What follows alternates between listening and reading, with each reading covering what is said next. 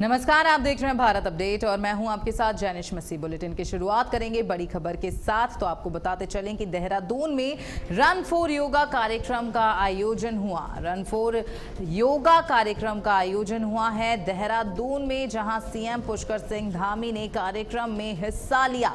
CM ने योग को स्वस्थ जीवन का आधार बताया है। तो इस कार्यक्रम के दौरान योग की जो बातें हैं सीएम ने यहां सामने रखी। सीएम ने योग को स्वस्थ जीवन का आधार बताया है। साथ ही उन्होंने कहा कि योग को पीएम मोदी ने वैश्विक पहचान दिलाई है।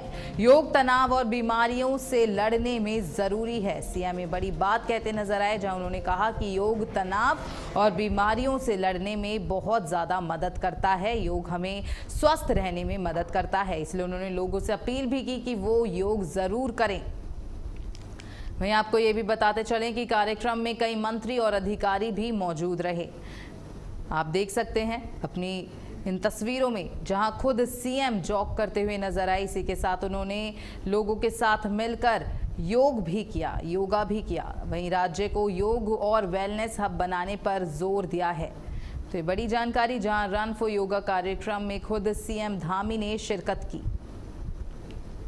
अंतर्राष्ट्रीय योग दिवस पर योग का संदेश भी सीएम देते नजर आए। वहीं खबरों में आगे बढ़ते हुए आपको बता दें, देहरादून में कैबिनेट मंत्री गणेश जोशी की अध्यक्षता में 26 जून को रुद्रपुर के गांधी मैदान में होने वाले खेत बचाओ अभियान की तैयारियों की समीक्षा बैठक हुई। इस बैठक में कृषि, उद्यान और अन्य विभागों के अधिकारी शामिल हुए। मंत्री ने कहा कि ये कार्यक्रम किसानों को आधुनिक खेती, नई तकनीकों और सरकारी योजनाओं से जोड़ने का महत्वपूर्ण मंच होगा। उन्होंने सभी विभागों को निर्देश दिए कि कार्यक्रम की सभी तैयारियां समय पर और बेहतर तरीके से पूरी कर ली जाएं। इस कार्यक्रम में उधम सिंह नगर, नैनीताल और चंपावत से करीब 9,500 किसान और स्वयं सहायता समूहों के सदस्य भी शामिल होंगे। जबकि वहीं बात करें तो पंतनगर विश्वविद्यालय से भी लगभग 1,000 लोग इसमें भाग लेंगे। वहीं कार्यक्रम में विभिन्न विभागों की ओर से कृषि और विकास से जुड़ी प्रदर्शनी भी लगाई जाएगी। वहीं मंत्री ने पंडाल, सुरक्षा, भोजन और परिवहन जैसी सभी व्यवस्थाओं को समय पर पूरा करने के भी निर्देश दिए हैं। तो खेत बचाओ अभियान की तैयारियां तेज हो चुकी हैं, जिसके बाद कैबिनेट मंत्री ने समीक्षा बैठक की और तैयारियों का जायजा लिया।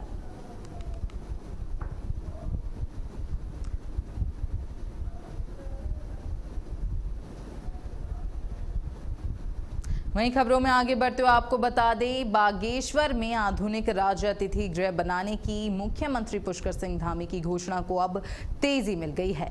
राज्य संपत्ति विभाग ने इस परियोजना पर काम तेज कर दिया है। सचिव डॉक्टर आर राजेश कुमार की अध्यक्षता में हुई बैठक में अधिकारियों को निर्देश दिए गए कि परियोजना की रिपोर्ट यानी डीपीआर जल्द तैयार की जाए और इस समयबद्ध तरीके से पूरा इसे किया जाए। वहीं अतिथि गृह बागेश्वर के ग्राम ठेला पालन में लगभग 45 नाली भूमि पर बनाया जाएगा। इसमें आधुनिक सुविधाओं के साथ पर्याप्त कमरे, बैठक कक्ष और पार्किंग की व्यवस्था भी की जाएगी।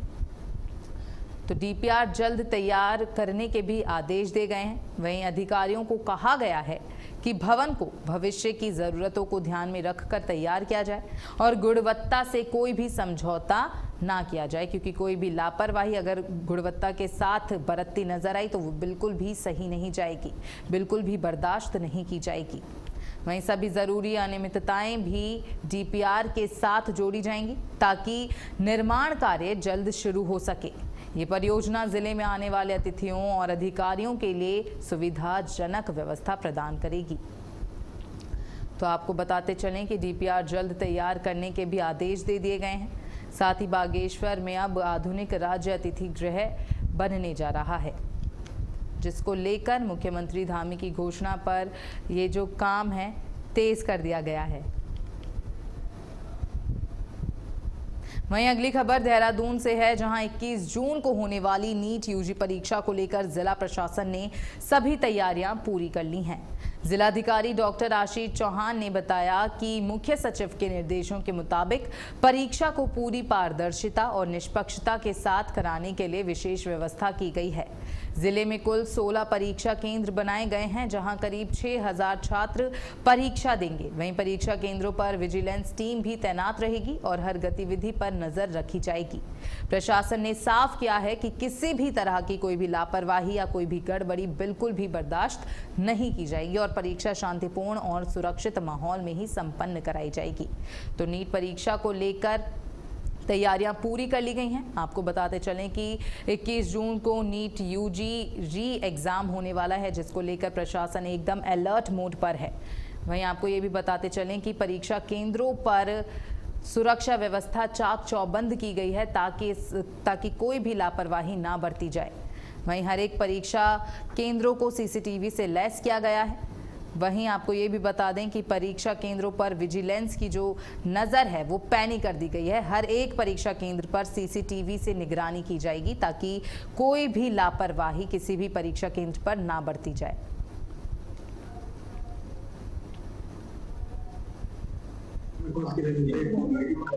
संबंध में चीफ सेक्रेटरी और काउंसिल की तरफ से भी जो डायरेक्शन दिए गए थे, तो इसके बाद में हम लोगों के लेवल पे जो इंस्ट्रक्शंस दिए जाने हैं सेंटर सुपरिटेंडेंट्स को, तो हमारे 16 सेंटर में लगभग 6000 प्लस कैंडिडेट्स इसमें अपीयर हो रहे हैं। तो इसमें सिंसियरिटी को लेके, ट्रांसपेरेंसी को लेके और जो भी इंस्ट्रक्शंस दिए गए उन्हें प्रॉपरली फॉलो करवाए जाने को लेके हमने सेंसिटाइज भी कर दिया और अकॉर्डिंगली हमारी विजिलेंस। वहीं उत्तराखंड की ऐतिहासिक गरतांग गली और खूबसूरत नेलांग घाटी आज देश के प्रमुख पर्यटन स्थलों में शामिल होती जा रही है।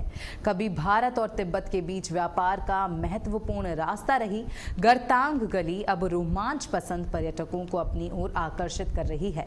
4 धाम यात्रा सीजन के दौरान पिछले 2 महीनों में 20,000 से ज्यादा पर्यटक यहां पहुंचे हैं, जिससे गंगोत्री नेशनल पार्क को 56 लाख रुपए से ज्यादा का राजस्व मिला है। करीब 11,000 फीट की ऊंचाई पर स्थित गरतांग गली की लकड़ी से बनी ऐतिहासिक सीढ़ियां और नेलांग घाटी की बर्फीली वादियां पर्यटकों को खास अनुभव देती हैं।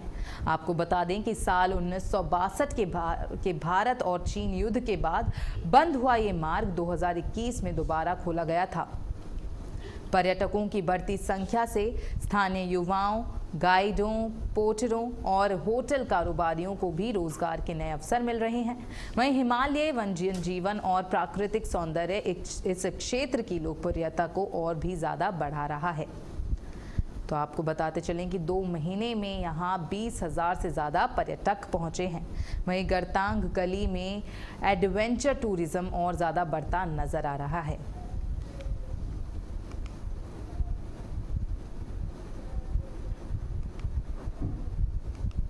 तो 2 महीनों में 20,000 से ज़्यादा पर्यटक यहां पहुंचे।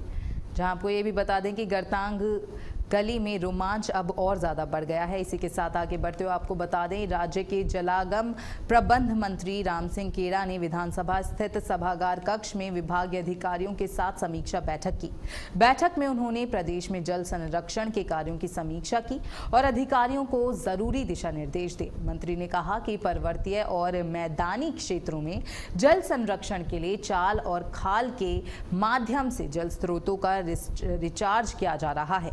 इसके साथ ही छोटी बड़ी नदियों, नाले और धारों के संरक्षण और सुदृढ़ीकरण पर भी विशेष ध्यान दिया जा रहा है। उन्होंने नदियों के किनारे बसे गांवों के संरक्षण और विकास पर भी काम करने के निर्देश दिए हैं। उन्होंने कहा कि सरकार का उद्देश्य प्राकृतिक संसाधनों का बेहतर इस्तेमाल कर कृषि उत्पादन बढ़ाना और पर्यावरण संरक्षण को मजबूत करना है। बैठक में SARRA, UCRRFP और PMKSY जैसी योजनाओं की भी समीक्षा की गई। वहीं मंत्री ने सभी कार्य समय पर और गुणवत्ता के साथ पूरे करने पर जोर दिया है। तो आपको बताते चलें कि चाल खाल के माध्यम से जल संरक्षण अभियान जारी है।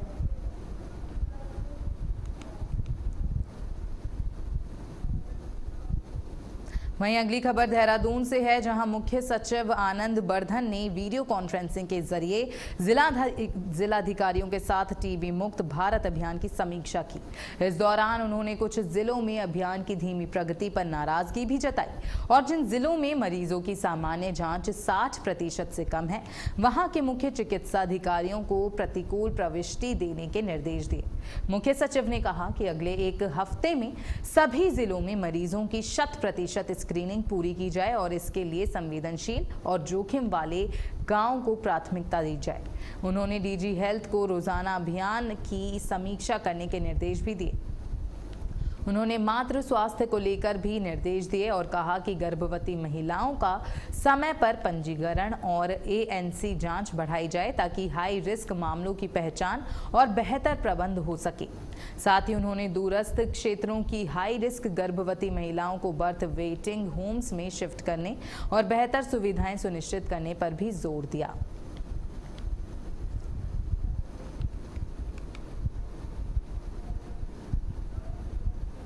वहीं राज्य सरकार ने देहरादून में उत्पादित प्रसिद्ध लीची की पहली निर्यात खेप को इटली के लिए रवाना किया है। कृषि मंत्री ने सर्किट हाउस से एक वाहन को हरी झंडी दिखाकर इस खेप को भेजा। ये निर्यात कृषि एवं प्रसंस्कृत खाद्य उत्पाद निर्यात विकास प्राधिकरण के सहयोग से किया गया है। इस मौके पर कई वरिष्ठ अधिकारी भी मौजूद रहे। उत्तराखंड में लगभग 5,377 हेक्टेयर क्षेत्र में लीची की खेती होती है, जिससे करीब 19,465 मीट्रिक टन उत्पादन प्राप्त होता है। देहरादून की लीची अपनी मिठास, लाल रंग और सुगंध के लिए प्रसिद्ध है। यहाँ रोज सेंटेड, कलकतिया और बेदाना जैसी किस्में उगाई जाती हैं। इस निर्यात से किसानों को लगभग 25% तक अधिक मूल्य मिलने की उम्मीद है और इससे राज्य के बागवानी क्षेत्र को अंतर्राष्ट्रीय स्तर पर नई पहचान मिलेगी। तो उत्तराखंड की लीची को अब वैश्विक पहचान मिलने जा रही है। वहीं लीची की पहली खेप इटली के लिए निर्यात कर दी गई है। कृषि मंत्री ने लीची निर्यात वाहन को हरी झंडी दिखाई। वहीं उत्तराखंड में मतदाता सूची के विशेष गहन पुनरीक्षण यानी SIR अभियान की प्रक्रिया तेजी से जारी है। सीमांत विधानसभा खटीमा में भी प्रशासन इस अभियान को गंभीरता से आगे बढ़ा रहा है। खटीमा के उप जिलाधिकारी तुषार सैनी के मुताबिक विधानसभा क्षेत्र के सभी 132 मतदान केंद्रों पर SIR की प्रक्रिया चल रही है। BLO द्वारा घर घर जाकर फॉर्म वितरण का कार्य लगभग पूरा कर लिया गया है। वहीं प्रशासन का कहना है कि निर्धारित समय सीमा के अंदर ही पुनरीक्षण से जुड़े सभी कार्य पूरे कर लिए जाएंगे। इसके लिए बूथ स्तर पर लगातार निगरानी की जा रही है और BLO के माध्यम से मतदाता सूची को अद्यतन करने का काम जारी है। वहीं अधिकारियों ने क्षेत्र के मतदाताओं से भी सहयोग की अपील की है ताकि मतदाता सूची का पुनरीक्षण समय पर और त्रुटि रहित ढंग से पूरा कर लिया जाए। बिना किसी लापरवाही से ये पूरी प्रक्रिया संपन्न हो सके।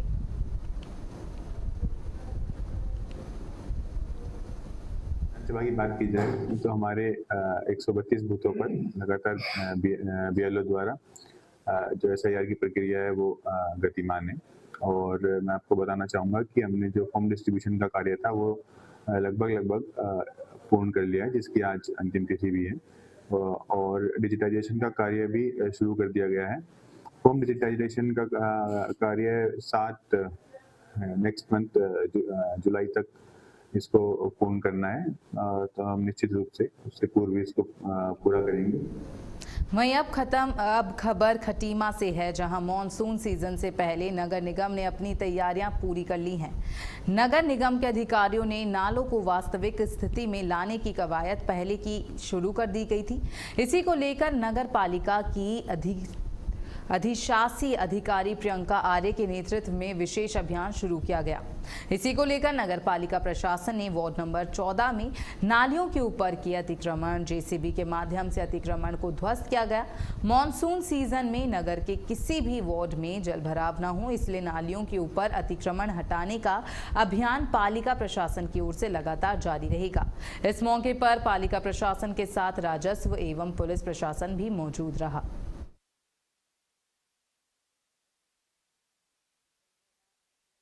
रोकने को लेकर यह अभियान चला है, जहां पालिका की बड़ी कार्रवाई देखने को मिली।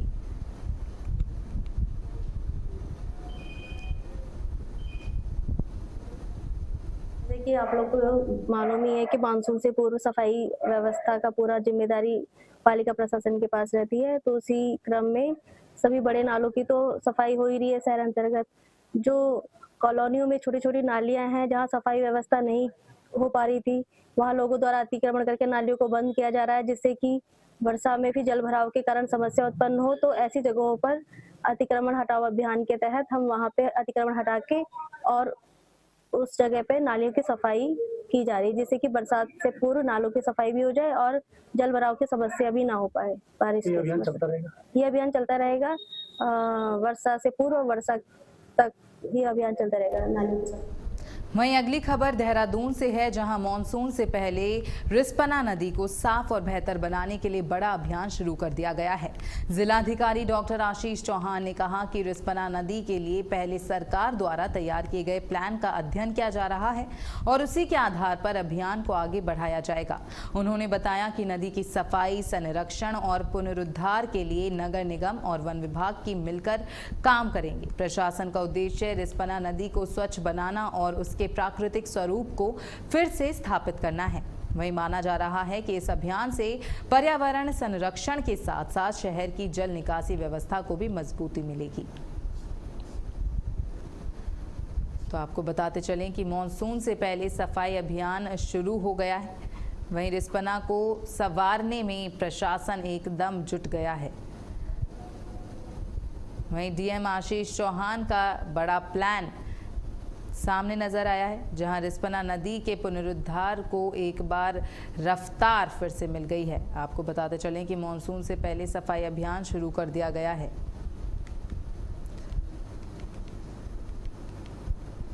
वहीं डीएम आशीष चौहान का ये बड़ा प्लान है, जहां रिस्पना नदी को मॉनसून से पहले साफ किया जाएगा।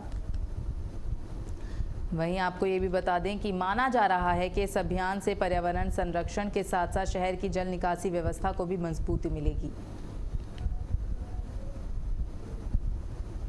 जैसे कि आपको ध्यान के पहले भी इस तरह क्लीन करने के लिए प्लान किया गया था।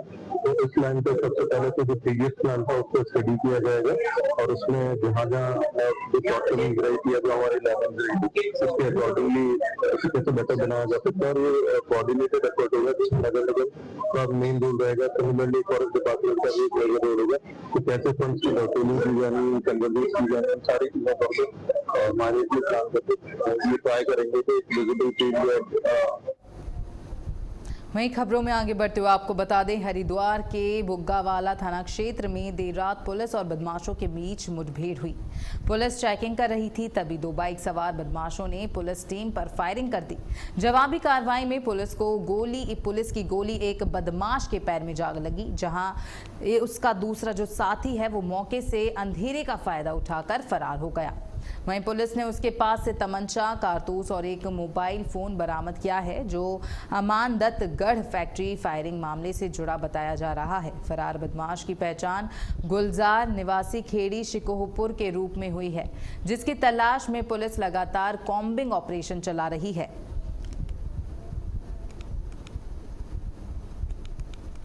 वो दो लोग बाइक से आते हुए दिखे तो काफ़ी देर का समय था, तो इनको रुकने के लिए बोला गया, रुके नहीं। जब इनको गाड़ी घुमा के इनको चेस करने का प्रयास किया गया तो इनके द्वारा पुलिस टीम पे फायर कर दिया गया और जब फायर हुआ तो उसके जवाबी कार्रवाई में जो ये दो लोग मोटरसाइकिल पे थे, एक के फायर लगा और एक बदमाश भाग गया वहाँ से। पुत्र गुफरान, इसके पैर में गोली लगी है और इसको फिर तत्काल जो है सिविल हॉस्पिटल रोड के लेके गए हैं। और जो दूसरा बदमाश है गुलजार, वो फरार हो गया है और ये इसी ने बताया कि इसके साथ गुलजार था, लुकमान ने। और लुकमान ने ये भी बताया कि 9 तारीख को जो अमानतगढ़ में फैक्ट्री में इनके द्वारा अटेम्प्ट किया गया था चोरी करने का, और चौकीदार जब इनके पीछे भागे थे वहाँ के तो उन्होंने फायर किया था। तो उस घटना में दोनों थे और कल भी किसी घटना के लिए वहाँ से निकले थे, लेकिन जो रात्रि पुलिस टीम है उनसे इनका सामना हो गया। वहीं अगली खबर देहरादून से है, जहां झंडा बाजार के मालियान मोहल्ले से एक बेहद संवेदनशील और गंभीर मामला सामने आया है। यहां एक 17 साल के लड़के पर 13 साल के नाबालिग लड़की के साथ दुष्कर्म करने का आरोप लगा है। जैसे ही इस घटना की खबर इलाके में फैली, स्थानीय लोगों का गुस्सा फूट पड़ा। घटना के विरोध में बड़ी संख्या में लोग और बजरंग दल के कार्यकर्ता सड़कों पर उतरे और जमकर नारेबाजी की। वहीं आगे बढ़ते हुए आपको बता दें, नैनीताल में स्थित प्रसिद्ध मां नयना देवी मंदिर में इन दिनों स्थापना दिवस को लेकर भक्तिमय माहौल बना हुआ है। मंदिर को रंग बिरंगी सजावट से सजाया गया है और नया भव्य प्रवेश द्वार श्रद्धालुओं के आकर्षण का केंद्र बन गया है। श्री मां नैना देवी का मंदिर बहुत पुरातन है और इस झील को नैनीताल कहा जाता है और इसी के नाम पर इस शहर का नाम नैनीताल पड़ा है। और 1883 में ये मंदिर स्थापित हुआ था। उससे पहले जिसका मूल मंदिर था वो दब गया था। वो बहुत बड़ी घटना 18 सितंबर की हुई थी। नैनीताल की सबसे बड़ी वो दुर्घटना रही, जिसमें 151 लोग मारे गए थे। फ्लैट्स बना और तमाम चीजें हुई। अगली खबर टिहरी से है, जहां मॉनसून को लेकर प्रदेश सरकार के निर्देश पर प्रशासन ने पूरी तैयारी कर ली है। अति संवेदनशील और संवेदनशील क्षेत्रों पर विशेष नजर रखी जा रही है ताकि किसी तरह की समस्या ना हो। चारधाम यात्रा मार्गों पर बीआरओ की तैनाती की गई है।